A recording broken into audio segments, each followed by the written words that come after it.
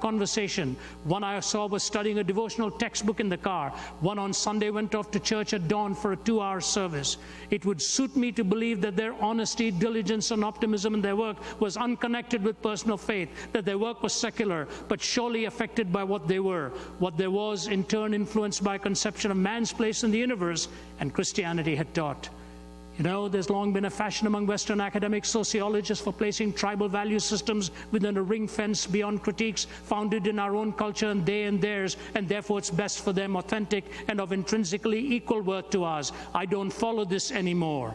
I observe that tribal belief is no more peaceable than ours, and that it suppresses individuality. People think collectively, first in terms of community, extended family and tribe. This rural tradition mindset feeds into the big man and gangster politics of the African city, the exaggerated respect for a swaggering leader, and the literal inability to understand the whole idea of the loyal opposition. Anxiety, fear of evil spirits, ancestors of nature and of the wild and of tribal hierarchy, of quite everyday things, strikes deep into the whole structure of rural African thought. Every man has his place, and call it fear or respect, a great weight grinds down the individual spirit, stunting curiosity. People won't take the initiative, won't take things into their own hands or on their own shoulders. How can I, as someone with a foot in both camps, atheism and this now, explain this? And then he goes on to say this: to the rural African mind, this is an explanation of why I would not climb the mountain, etc. He goes on. Let me move to the last 2 paragraphs here.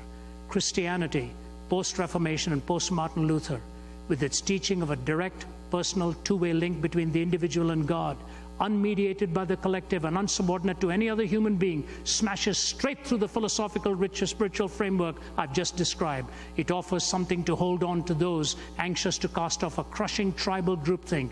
That is why and how it liberates.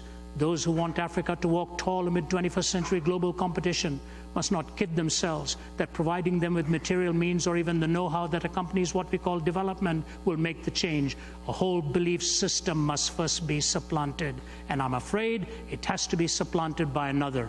Removing Christian evangelism from the African equation may leave the continent at the mercy of a malign fusion of Nike, the witch doctor, the mobile phone, and the machete.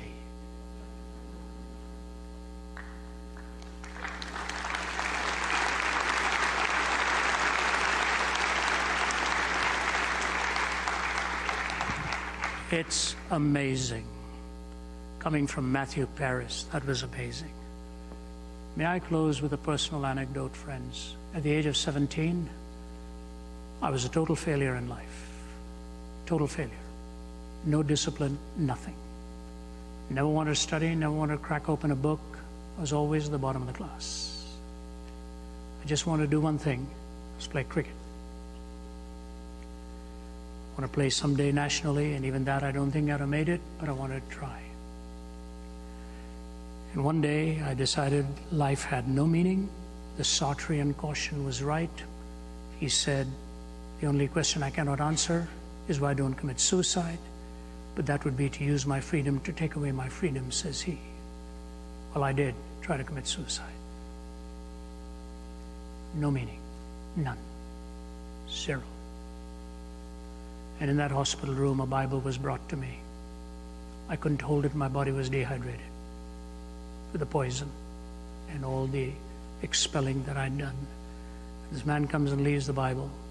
He wanted to stay. My mother wouldn't let him because I was in critical condition. He opens it to a page to her, and she is told to read it. She didn't understand it. Reading from the King James with a heavy South Indian accent.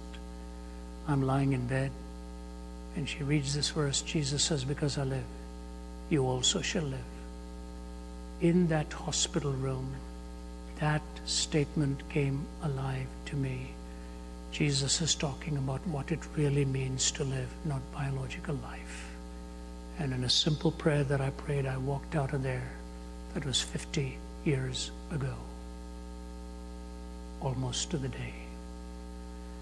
What Christ did in my heart was not change what I did alone, but changed what I wanted to do, to a point where my father, before he died, called me to his bedside to ask forgiveness for the meanness with which he had dealt with my life. And he looked at me and he said, son, I just want to say to you, that God found it worthy somehow to dip into my family, to take one of my boys to speak for him. And he just burst into sobs and tears. He said, I want your forgiveness. You're young as students and you're looking for meaning. Without God, there's no point of reference for moral law. There's no point of reference for meaning. There's no hope beyond the grave. And ultimately, there's no real positing of a redemptive source for the transformation of life. And the problem is ultimately not out there. It's in here. And only God is big enough to change your heart and mind. I leave that with you, and we'll have some time now for questions. Thank you so much for giving me one.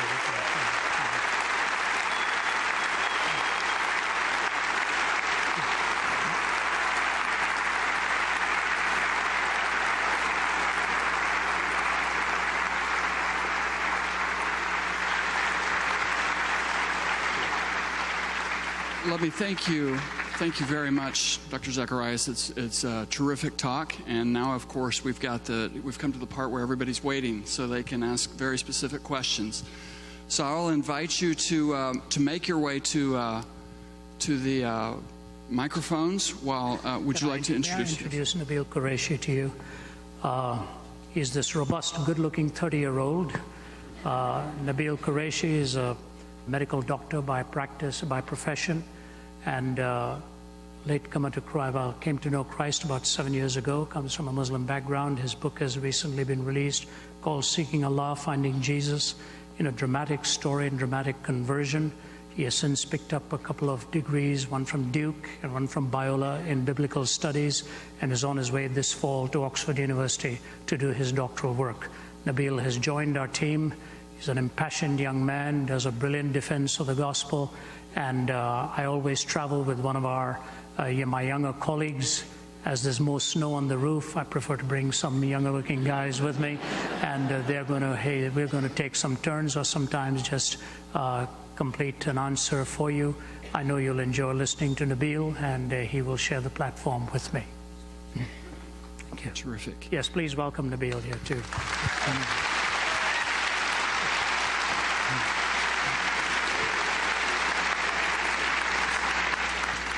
If we can, I'd like to start with a question from the Twitter feed, and the first question is in a sense a bit of a follow-up to what you've already addressed. But William Bennett asked, "Can we not find a system of morality through scientific fact? What is good is what benefits humankind and individual humans." Yes, of course. I think that's the only alternative we can have, but it is all value-laden. The answer is value-laden. What benefits humankind? Why are we all so terrified right now by the fact that a 777 airliner is missing? Why are we terrified about this? Not just for the 200-some lives, but what we are thinking about it is there some sinister motive to have the means of transportation of some deadly weaponry that could inflict pain on thousands, if not millions of people. Whether that scenario is true or not, who knows? We hope it is not true, but certainly as the weapons of hatred pile up all over the world, the definition that Putin gives to what benefits people is very different to what we give that benefits people. It is a value-laden term of using terms of benefit. If there is no essential definition of who we are, the what becomes nothing more than choices between pragmatism, utilitarianism, existentialism, postmodernism, all the isms that emerge. Life is far too complex to just talk about benefiting mankind. I have talked to people who actually think that the West is an accursed culture and the world will be better off by removing the West. He or she thinks it will benefit mankind for the removal of that. So the ends justifies the means, and it's a case of no point of reference for the concept of benefit. It becomes a very narrow focus. So let me give you how the answer is in the biblical realm. The answer is this. I've often given this illustration. Moses had 613 laws. David reduced them to 15, Isaiah to 11, Micah to 3, to do justice, to love mercy, and to walk humbly before your God. Jesus did not reduce it to one. You would think it would be grand for him to reduce it to one. When he was asked which is the greatest commandment, his answer was fascinating. He said, to love the Lord your God with all your heart and all your whole soul and all your mind and all your strength, and to love your neighbor as yourself. On these two commandments hang all of the laws and the prophets. Why two? Because of the first, the second necessarily follows. Without the first, the second is with your feet firmly planted in midair. To love your neighbor as yourself, says who? How does one even define what love really means? And he anchored this in a brilliant interaction with a man who said to him, is it all right to pay taxes to Caesar? And as we approach April 15th, I often wish Jesus had answered this question differently. It'd be wonderful if he'd said, absolutely not. Then you can be rebellious and spiritual at the same time. Jesus said to him, give me a coin. And the man gave him a coin. He says, whose image do you see on you? On this. He said, Caesar. He said, give to Caesar that which is Caesar's, and give to God that which is God's. The man should have had a follow-up question. What belongs to God? And Jesus would have said, whose image is on you? You see?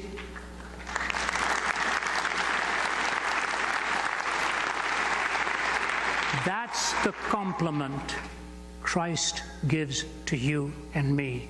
When his image is on you, I have no right to violate you. And hopefully the feelings would be mutual.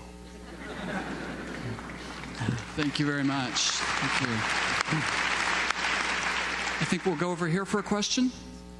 All right. Thank you very much for letting me ask this question. And I'm sorry if I sound nervous, but I have a very large audience and never a little really clearer so we can hear you. Yep. All right. So you said that the reason that we need God is because he establishes an absolute morality and that he gives meaning to life and the hope of life after death, that there's we have the potential to be saved eternally. But I'm not a religious person, and I never really have been. And I guess I have a question is why we need those things. Why do humans need an absolute morality? Why do we need a higher meaning in life other than the fact that just to exist? And why do we need hope in life after death?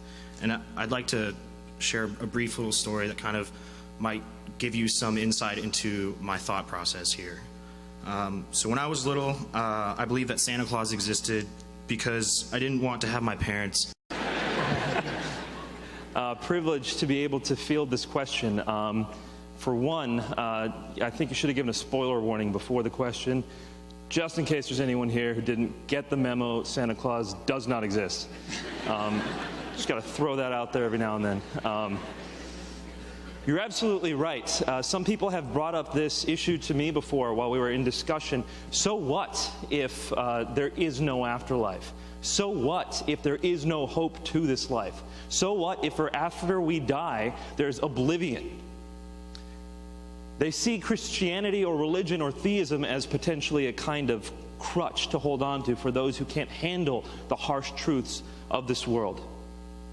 But I think that there's far more to this picture to take into mind, and then we can see what the ramifications are for that perspective. For one, I think that there's a lot of questions that arise when you take God out of the equation.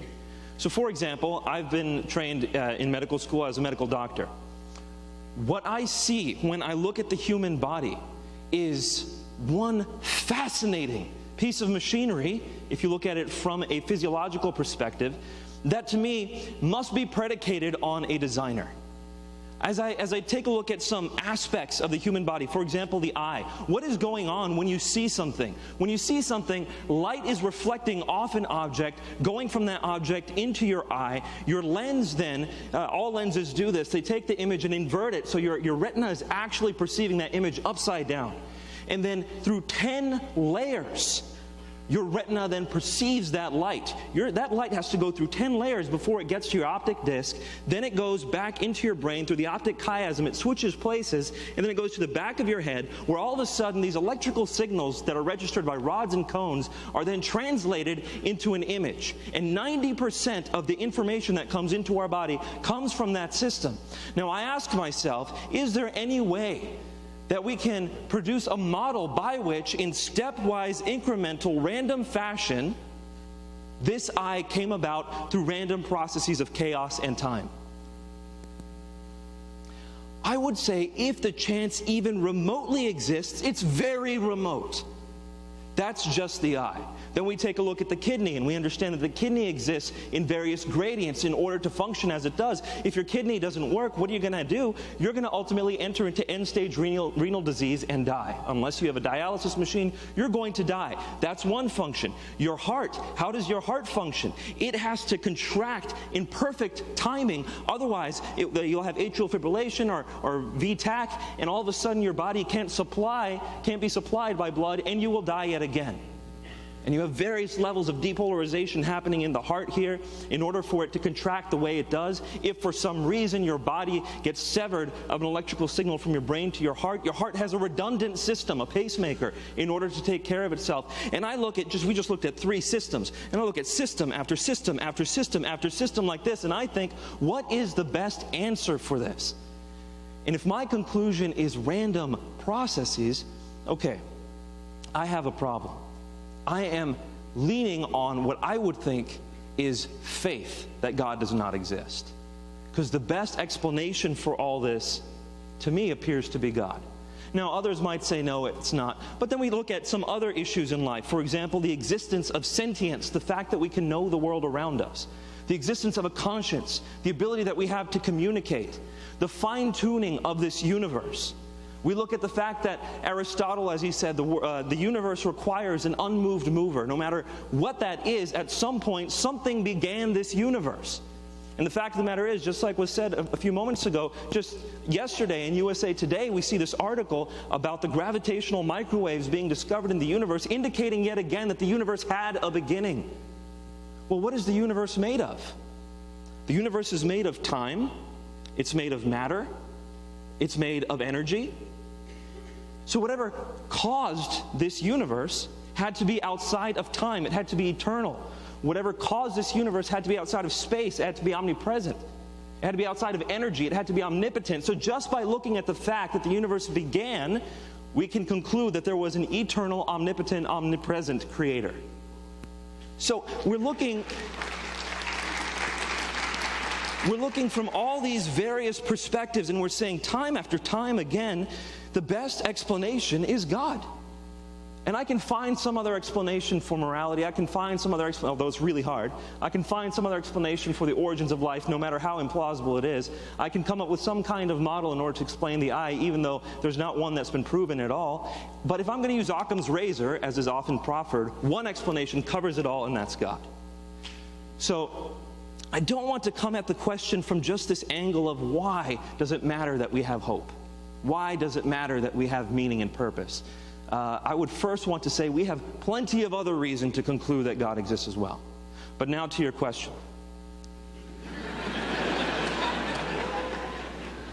If you do a little bit of background on me, you'll realize I was ordained Southern Baptist. And I'm also Middle Eastern by background, so what that means is when it's time to preach, we throw the clock out the window. So I'll try to keep it brief. I saw when I was in medical schools, when I became a Christian, I wasn't raised with this faith. I didn't come easily by this faith. I had to give up everything I ever loved in order to embrace this faith. And I didn't do it because someone told me I would go to heaven. I didn't do it because someone told me that this is the way I would feel good about myself. In Islam, I felt fine. I felt that I had a relationship with my Creator, whatever that meant. I felt that I would go to heaven if God had mercy on me.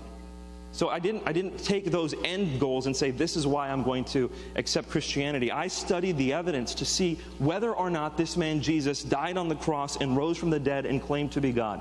And if he did those 3 things, which would have happened in history, Historically, this man, did he die? Historically, this man, did he rise? Historically, this man, did he claim to be God? If he did all three of those things, then Christianity would have a strong case to be true. And that's why I was willing to say to my mother and to my father, even though you have loved me your entire lives and you've poured everything into me, I'm now going to embrace the one faith that's going to make you feel like I'm betraying you.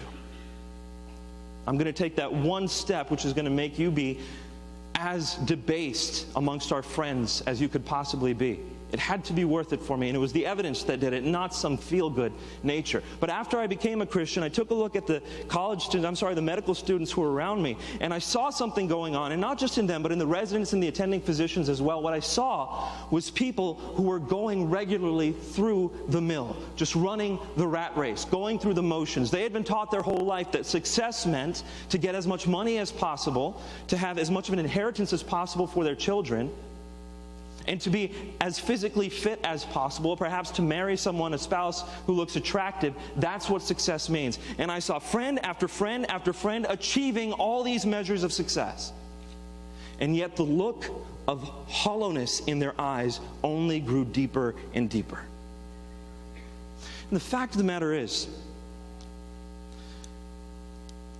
history testifies to the fact that you do not get fulfillment, you do not get meaning from any naturalistic model, any sort of material gain, any sort of achievement in your life. You get it from two things, and this is actually a study that was conducted in Harvard and Yale in 2004, I believe. A professor there said that, it was a joint study, a professor said that human beings are hardwired to worship God. Human beings are hardwired to worship God. Now explain that one evolutionarily to me. It doesn't quite work. So for one, to answer your question, that's how we're hardwired. But for two, when you start taking this meaning and purpose out of the equation, when you start taking God out of the equation, our society begins to involute and collapse. We were just talking about Joseph Mengele a few minutes ago. We're talking about the fact that children were castrated for the sake of experiment. Women were scalped for the sake of experiment. Mengele, what he used to do is he used to take children and sit them on a table and not let them move, and he would watch how long it would take them to die from not being fed. He used to take grown men and put them outside at various temperatures in order to calculate how long it takes them to die at various exposures to the elements. You see, when you take the value of human life out of the equation, when you take meaning out of the equation, then all we become is purposeless lumps of carbon. All we become is meaningless byproducts of the universe and time and chance. And so you can stick somebody outside to die to see how long it takes, in order to satisfy your academic curiosity, or perhaps for the supposed greater good of helping your nation. Because what do they mean? They mean nothing. Yet our hearts testify to the fact that our neighbors mean something, that love is real. And so to answer your question, I would say there's plenty of evidence to say that God does exist, that our bodies are hardwired to have that kind of meaning. And third, when we take that kind of meaning out of the equation, our society involutes and we become a civilization of monsters. I hope that answers your question. Thank you very much. Thank you, Miguel. Let's take a question from this side. Good evening, Dr. Zacharias and Dr. Nabil. It's a great honor to have you here tonight with us. For about 6 or 7 years now, me and my friends have been going out evangelizing in the streets. And I'm sorry to change gears here, but I'm in desperate need of your help tonight. We encounter a lot of groups on the streets, different religious groups, Mormons, Jehovah's Witnesses, things like that. And one group we have a particular problem with sometimes in answering is Roman Catholicism. And so I went back to research Martin Luther and Charles Spurgeon and things like that, and they would call it a heresy. But when I fast forward to now, and I go and read The Kingdom of the Occults by Walter Martin, it's not in there. So my question to you is Roman Catholicism another example of how unity does not equal uniformity within the Christian community, or is it a derivative, or is it at its core a derivative from true Christianity?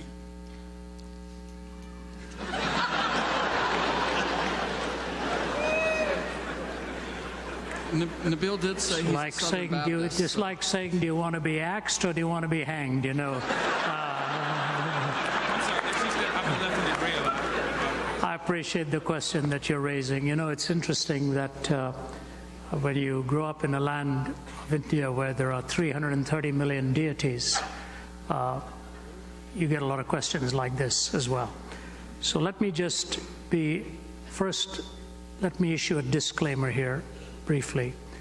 We, as Christian apologists, basically defend the biblical worldview as we understand it, see it, and find it represented.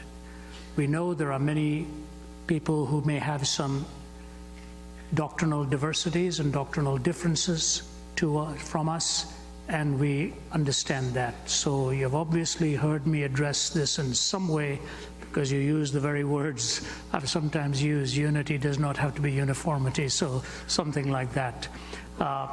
Let me put it to you in these words without getting specific in the answer, and then issuing one or two comments after that. Number one, it is this. It doesn't really matter what label one puts on an empty bottle if the bottle is empty. Or if the bottle is mislabeled, then it is even very dangerous. The Bible reminds us who is a Christian. It is one who really confesses in his mouth and believes in his heart that Jesus Christ is Lord and that Christ has raised him from the dead, and so on. When you get into this theological realm, there are many other additions that come in. So if you ask me, what does it take to be a follower of Jesus Christ? My answer may be very brief. If you say to me, what does it take to belong to a particular denomination? We may make it longer because the denomination may add its distinctives to find uniformity in that group. Then you may say, what does it take to teach in a theological institution? Now you have to be even more protracted in your answer, because as an instructor, you have to be theologically very correct, crossing your T's and dotting your I's. I know many people, whether they are in Protestantism or in Roman Catholicism, who are truly followers of Jesus Christ. There are many other aspects of their faith that they may not fully subscribe to, that is an accretion across history that was added by the power of leadership or by the power of group or sectarianism. The fascinating thing is, prior to the Reformation, we were all sort of divided into Eastern and Western at that point, and there were distinctives and hierarchy, and then doctrinal distinctives emerged just as well. So my answer to you is, what is a cult? Let me define it for you in the simplest possible way. A cult is generally, I think Walter, I actually, as you probably know, went on and became the general editor of Walter Martin's book. So in the last 7 or 8 years, that book, the family asked me to bring the editing into it. But I define a cult this way. Anything that deviates from the historic person and work of Jesus Christ, or adds to his teaching, and is generally at the instruction of one individual who dictates that belief, it is almost certainly cultic at that time. Oftentimes, groups can function as a hierarchy within themselves and an individual heteronomically dictating the laws. If that happens, then any one of us, whether in Protestantism or in Catholicism, can end up becoming cultic by following just one particular brand of teaching and deviating from the historic person and work of Jesus Christ. My answer to you is very simple. You follow Christ as best you know how, as revealed in the Word of God, and serve him and love him and honor him with your life and your heart and in your walk. And that's what you preach to others as well. God will be the ultimate judge of what groups went wrong in which direction. I have a hard enough time dictating whether my family has been right in every way, leave alone historic 500-600 years of denominations. So I'm not dodging the question. I'm just telling you it is wise to be careful and not tar everybody with the same brush in a particular group. The faith that you have in Christ is a personal one, and sometimes I know people who stay within groups in order to bring changes within that group where they see doctrinally they have deviated or gone astray from other belief systems. It is possible that a person may be a good Christian and a bad Roman Catholic. can easily happen that way.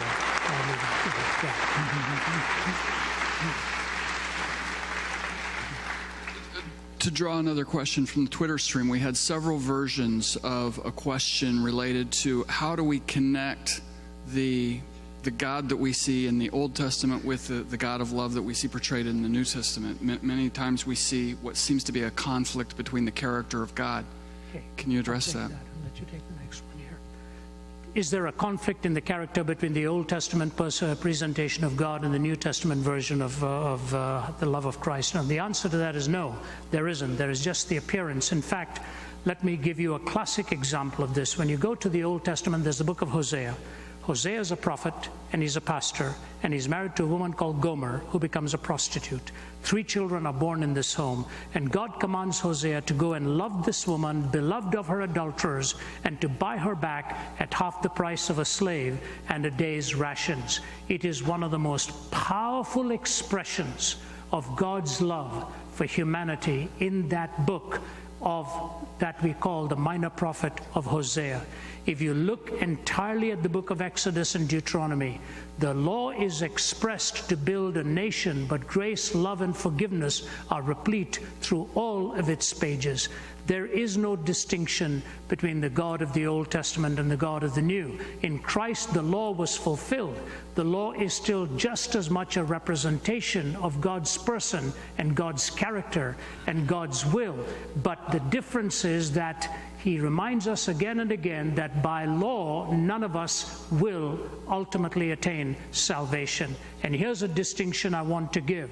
And going back to the gentleman's question who talked about, the feeling and all of that, the issue of the Christian faith is, as Nabil said, a historic Christian faith. In fact, many times the claims of the Christian faith upon my life don't make me feel good. I feel worse because of it. So you really don't go in the direction of feeling. You go in the direction of that which is right and that which is the ought. When you go to the Old Testament, you see the sequence that is followed. First, you see them redeemed out of Egypt. Then you see the moral law given, and then you see the tabernacle erected. This is always the sequence, Old or New Testament: redemption, righteousness, and worship. It is not just chronological, it is also logical. You cannot be righteous until you're first redeemed. You cannot worship until you're first redeemed and righteous. For who shall ascend unto the hill of the Lord but he that hath clean hands and a pure heart? First redemption, then the moral law, righteousness, then worship. This was the sequence in the Old Testament. Now, the Bible makes it very clear, old and new, that Jesus Christ did not come into this world to make bad people good. He came into this world to make dead people live. The issue is this, that morality alone cannot change your life and mine. The uniqueness of the Christian faith lies here. And I analyze any worldview, any religious worldview, any pantheistic worldview, and you talk to a Muslim and you ask him, how does one attain paradise? He will candidly tell you with the firm belief and legitimate belief in his worldview that your good deeds will have to outweigh your bad deeds on that judgment day, and that's how you attain paradise. You ask a Hindu, how do you attain moksha or nirvana? Through every birth is a rebirth, every life is a payment for the previous life. The cyclical pattern of karma goes on and on and on till all of the bill is ultimately paid and you attain moksha, release, or nirvana, the extinguishing of that self. You ask a Christian, how do you attain eternal life? And the answer is very simple. By the grace of God, with the love of God, and the forgiveness of God, an unmerited favor that God gives to you and me. It is the only worldview where you do not earn your salvation, but your salvation is a gift to you from God Himself. Let me illustrate this for you. Let me illustrate this for you. In the most incredibly popular story of the New Testament, Jesus stuns his audience with the ending of that story. Stuns them. You must know this is an Eastern way of telling a story. And so here's the young lad who says, I want to treat you as if you are dead. Give me what rightly belongs to me, and I want it to my name, and I want to leave home. I want out of here. The father gives him all of that, and he says he goes up, squanders it, spends it, ends up in a pigsty. And finally says, even in the servants in my father's house are better off than I am. He turns around and makes his way back. The shocking aspect of that story, if you were an Easterner, is not that he's making his way back to the house, but before he enters the house, the father leaves the house and runs towards him to embrace him and welcome him back. You ask any Easterner here whether their father would have done that. The father would want you to come, literally fall at the feet. It would be a high penitence for the father to give up his dignity and run outside and bring that son back. Is not the way it would have been done. When you wrong your parents, you come back and you pay your dues. In the prodigal son story, the father leaves the home when he hears the son is on his way, wraps his arms around him and welcomes him back. Henry Nouwen, who was professor at Harvard, went to the Hermitage Museum. I'd been there. And he looked at the Rembrandt painting of the father embracing the son and spent hours in front of it. It changed his entire life. He came back to Harvard, resigned his position, and went on to work with the mentally challenged in Toronto till the day he passed away. The loving father who comes to welcome the young boy, and the one who lived by the law is angry with all that happens. The Old and the New Testament tell the same story. It is the loving father who pursues and brings you back to himself. It's a story of love and grace and a demonstration that law will never get us there. Our problem is not that we are immoral. Our problem is that we are spiritually dead, and God alone is big enough for our redemption. That's the answer. We'll take a question from over here. Thank you for taking my question. I'm a philosophy student, and I'm also a Christian with a huge interest in apologetics and theology and whatnot. But my question comes from Colossians 2, where he says, "Do not be taken captive by philosophy and empty deceit." And I'm reminded of another quote by Nietzsche, where he says, "If God were really to exist, how could my mind stand not being one of them?" And so my question is, what do you think the role or the importance of philosophy is in the pursuit of truth today? Is it limited to its historical contributions in metaphysics and logic and reasoning and what we can take from that and apply to our worldviews now? Or is there something more that we can employ to find the truth about God? Because I love philosophy and I hate philosophy at the same time, because it's man's best effort at finding the truth. Biology, the sciences, physics, all of that originated in philosophy. And man, like you were explaining about biology and the human body, it's just amazing the depth that we've been able to discover and glorify God in. But at the same time, I hate it because that's man's best effort at finding the truth. And therefore, we need Christ, and we need the glory of God and the grace of God to bring us about and shine the light in that. But my question is there a role, is there a significant part for philosophy to play in the pursuit of truth? Absolutely. Yes, indeed. I had a professor of philosophy who did his work at Loyola, and he's written about 80 books. And when he'd finished a 5,000-page manuscript, he was telling me, he said his wife finished reading it in order to edit it and called him into the room and said, "Norm, I want to ask you a question, and I promise you if you tell me the truth, I won't tell anybody. Did even you understand what you have written in here?" Lee Strobel, the author, phoned me one day and said, "I'm going to blame you because my son's gone into philosophy." And I was so shocked. I called my son and I said, "Son, do you know the difference between a professor of philosophy and a large pizza?" And he said, "What's the joke, Dad?" He said, "Do you know the difference between a professor of philosophy and a large pizza?" He said, "What's the joke?" He said, "Not a joke, it's a reality." He said, "A large pizza can feed a family of 4. So if you go into philosophy, you really are going to go into that thin air of the cerebrally driven people. I personally love it. I've enjoyed it. When you take the big three in the writings of Socrates, Plato, and Aristotle, and you come right down through history and go through the medieval philosophers, where you're studying Aquinas, and frankly, I've done a lot of work in Eastern philosophies. You study reading Shankara, Ramanuja, and some of them, Swami Vivekananda. I love dabbling in it.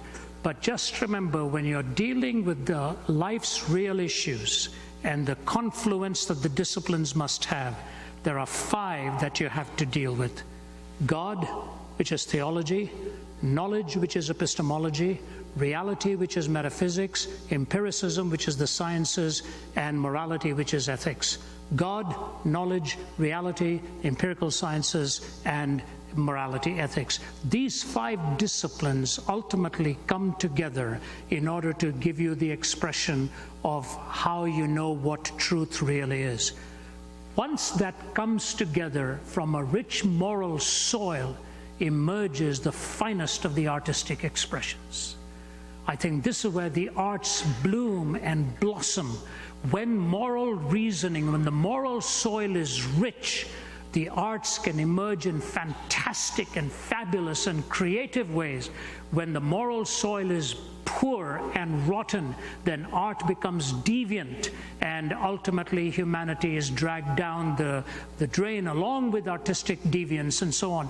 Art is a beautiful thing. Through the eye gate, through the ear gate, whether it's the performing arts or the fine arts, you have to recognize the beauty that art has given to the world. You can walk through museums, you can listen to strains of music, and I think one of the best artistic expressions is in the music of Phantom of the Opera, where you watch the story, of what hideousness does and how it is blocked off, and how there is still even beauty that can be seen in the genius that arises out of all of that. So the arts are intrinsically tied to these 5 disciplines, because from these, art emerges as a worldview and as a legitimate expression. God, theology; knowledge, epistemology; you've got reality, metaphysics; you've got the sciences in empiricism; and you've got morality in ethics. So philosophy has a vital role to play, but in grabbing the finger of philosophy, you do not grab the fist of reality. There are many other that have to come to bear upon it. That's why, by the way, the Greeks created universities. Why? Because they were looking for the answer to unity in diversity. In the diversity of the disciplines, you had to find the unity of truth and the unity of expression. And so even to go back to that difficult question of various groups and various denominations and various sectarian things, ultimately you have to go back to the truth. Who is Jesus? What did he say? What did he teach? And if he indeed conforms to the truth and reality, he becomes the one we follow, not ultimately a denominational group or a discipline. The discipline has to come under the service of Almighty God, who's given you the head and the heart. And Archbishop William Temple said, the longest journey in life is between the head and the heart. So bridge the two. Okay. Thank you so much.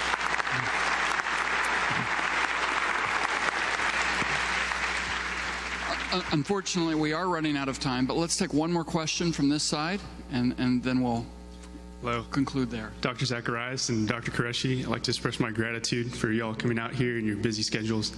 You're a great influence in many of my friends and I's lives. And the question is for Ravi. What are your views on open theism?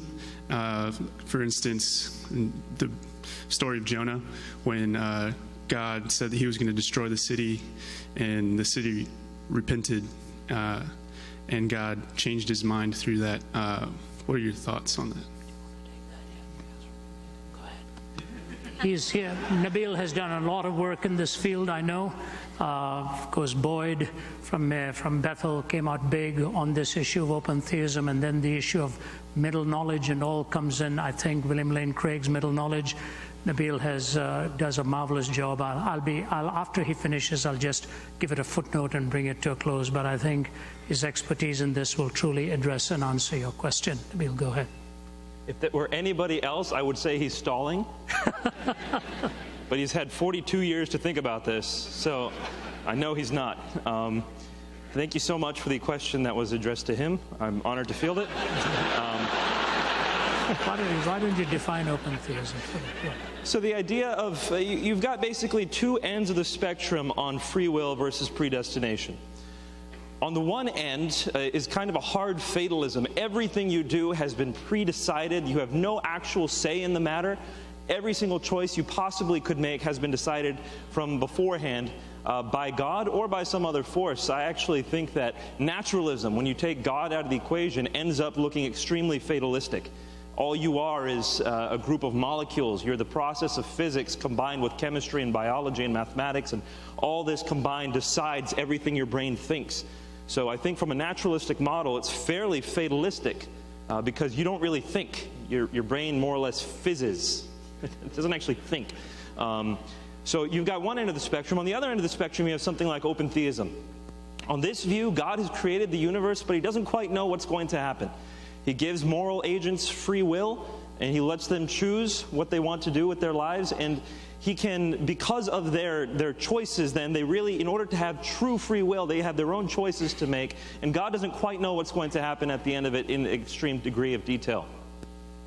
My personal view on this matter, open theism, there are some people who have defended it well. I do not take it as my prerogative to tell people whether or not they are Christian or non-Christian, whether they fall into realms of heresy or not.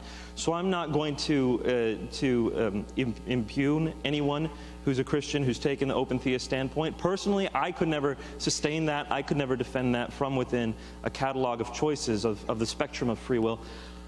I think that the greatest explanation for free will, and in fact in my mind this makes God into this amazing orchestrator, coordinator of the universe. You can have God saying you will do this, or you can have God saying I don't know what's going to happen, but in the middle comes this amazing orchestra of God giving people free will and also determining the outcome of the universe. It's a view called Molinism, and as Dr. Zacharias just said, it's brilliantly explained by William Lane Craig, professor from Talbot who currently lives in Atlanta. The view is this: God knows us so intimately and so well, he knows what choices we are going to make given our circumstances. So he knows us very well, and he knows what choices we're going to make given our circumstances. Now, my bride, she's a beautiful woman. She takes excellent care of herself. She served in the Coast Guard for 9 years. She only eats healthy food, much to my chagrin. So I know this about her. So if I were to say to her, Michelle, where do you want to go for dinner tonight? We can choose Panera or McDonald's. RZIM does not endorse either restaurant, just I don't know the legalities here. But if I said to her we can go to Panera or McDonald's, I know she would choose Panera. So now imagine I have plans for her already set up for when she arrives at Panera, because I knew her so well. I knew she was going to go there. There's a surprise party waiting for her. Now someone could say to me, Nabil, did you limit her free will? I'll say, no, I knew what she was going to freely choose, and so I planned accordingly. Now, what God does, I think, from this view of Molinism, is he has this middle knowledge of what we will choose given our circumstances, and so he creates us, and like Acts chapter 17 says, he places us in specific times and places, knowing what we're going to do, to orchestrate then, through our free will, through everyone's free will, his intended and desired outcomes. It's this amazing marriage of him giving us choice, partnering, allowing us to partner with him, while still being the sovereign creator of the universe. Fascinating stuff. So that's my position. Now, before Uncle comes and fixes whatever I said that was wrong, I want to just briefly address this audience, because it was in the university when I decided to start looking into, because of the injunctions from my friend, Nabil, you need to know why you believe what you believe. You need to be able to defend your faith. It was at the university when I realized just how important all these questions are, just how important this question is. What are you going to do? If you have free will, what are you going to do with it? How are you going to choose your life, to live your life? And so many people around me were constantly attacked and assailed and assaulted by this idea that the reason why they're here is to be a consumer. You are here to buy an iPad. You are here to listen to Miley Cyrus or Justin Bieber or whoever. Hopefully not. But you're here to listen to this. You're here to purchase this. That's what you are here to do. And quite frankly, you can choose to live the life of a consumer, but I'm telling you, God has created you, according to the Christian worldview, to be someone who is not just a consumer, but a world changer.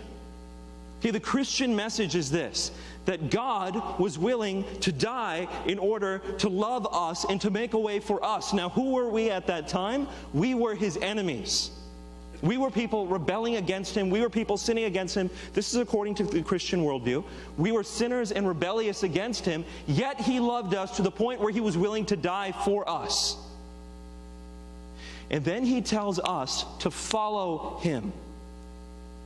Now imagine for just one moment if we used our free will, our choice to follow Him and to live as He lived. You know, the Christian message tells us that we don't have to worry about our afterlife. As a lot of people, a lot of my friends, my cousins, as Muslims, they're constantly thinking, what do I need to do in order to get into heaven? Or not necessarily that overtly, but they're thinking, what's right in this situation? What's right in this situation? What will please God in this situation? And the ultimate hope is to maybe get into heaven. In the Christian worldview, you've been secured that ahead of time, so you don't have to focus your paradigm on what do I need to do to please Him. You can focus your paradigm on what can I do to serve all those around me.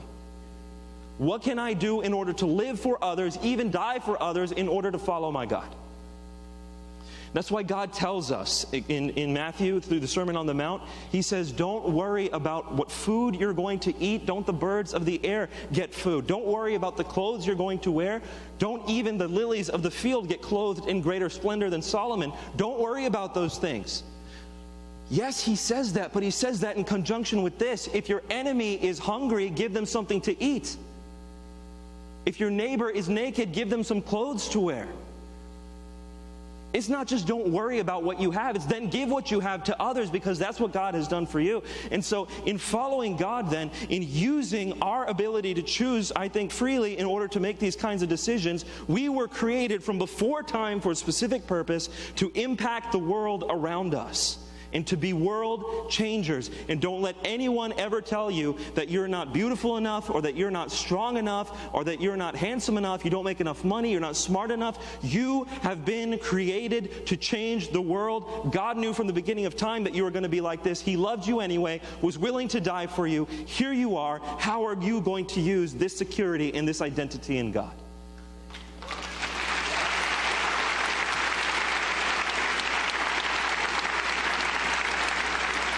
So I'm very glad you asked this question on free will and determinism. Let's take that question and then apply it in our own lives for the sake of the gospel. Thank you. To bring this evening to a close, I'm awfully sorry there are so many of you still standing here. I tell you what, we normally can't afford to do this. We are traveling so much. In fact, tomorrow morning we are off to Anchorage, Alaska. Speaking at the Governor's Prayer Breakfast over the weekend, and then next on to Uppsala University in Sweden, working at different subjects. My voice is also beginning to give way. I've just been keeping a very heavy pace. So let me make it personal. Why do I do this? I'm 67 now, and it'd be very easy to hang it all up and say, I've done my bit, it's the younger one's turn now, and I'll move on. Two things. I love my God very dearly in the person of Christ, and I believe Him to be the truth. It is not just because I find feeling and origin, meaning, morality, and destiny, but truth is also historically verified. Truth is testified to in the Scriptures. You can see the prophetic scheme and all of that. You can go through the arguments of the existence of God. And then on the heels of that, experience follows as verification. But secondly, I have to say to you, I'm deeply troubled over what I see happening in North America. We're in trouble as a nation. We're really in trouble as a nation. All that we are seeing happening fiscally is only symptomatic of the moral structures and the values that we have abandoned along the way. The value of human life, our reasoning, our moral boundaries, every one of those things have changed. And when I come to a university such as this, I want to say to you You have such a unique privilege of being in one of the great schools of the world. There are millions and millions of students who would love to have been here but will never make it. You are privileged to be in an outstanding university of this caliber. I can tell you this, at your age, I wouldn't have made it entering in here. I would have failed. Recently, I spoke at India's premier medical school, and I told them I failed the entrance there. I just had no desire to study. And now God has a sense of humor and takes me back as a guest speaker.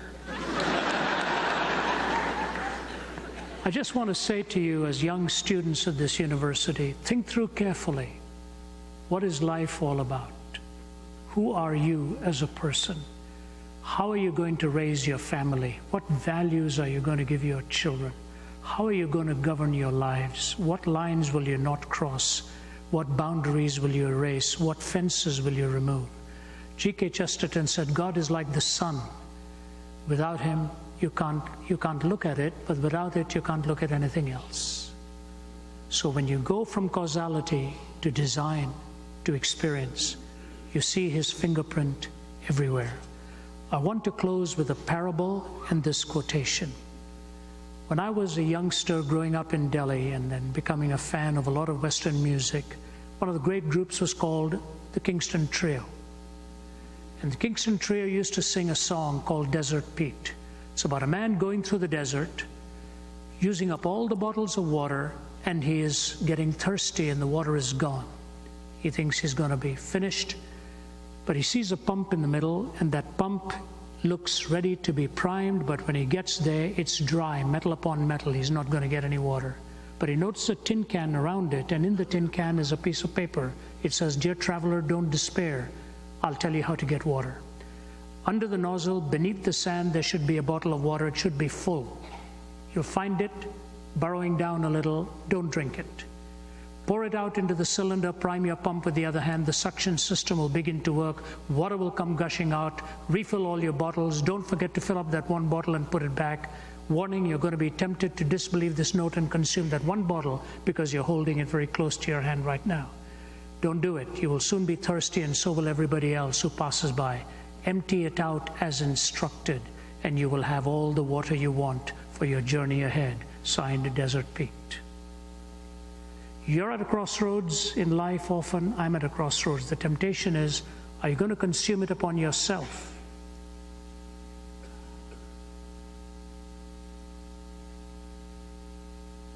And then walk away empty and say, why did I do that? Or are you going to be wise enough to pour it out into the hands of your Creator and let Him fill you and give you that drink of living water so that you will never be thirsty anymore? Beyond that, you will find the perpetual novelty in Him. If you don't know Christ, my suggestion is this: go back and just start reading the Gospel of John. Write all of your questions in the margin. Begin with a simple prayer. Jesus, if you are who you claim to be, reveal yourself to me, and I will trust you. And I